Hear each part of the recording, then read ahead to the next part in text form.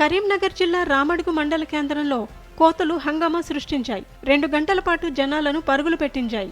మండల కేంద్రంలో తోట శంకర్ ఇంట్లో 2 కోతులు చొరబడ్డాయి. ఒక్కసారిగా కోతులు ఇంట్లోకి చొరబడటంతో భయపడిన వారు అవి తమపై ఎక్కడ దాడి చేస్తాయోనని బయటకు పరుగులు తీశారు. అలా వారు బయటకు వెళ్లగానే కోతులు తలుపులు గడియ పెట్టేశాయి.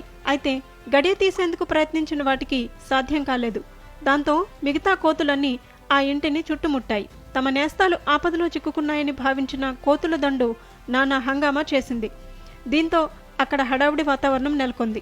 ఇంటి యజమాని స్థానికుల సాయంతో గడియను తీసేందుకు ప్రయత్నించినప్పటికీ కుదరలేదు.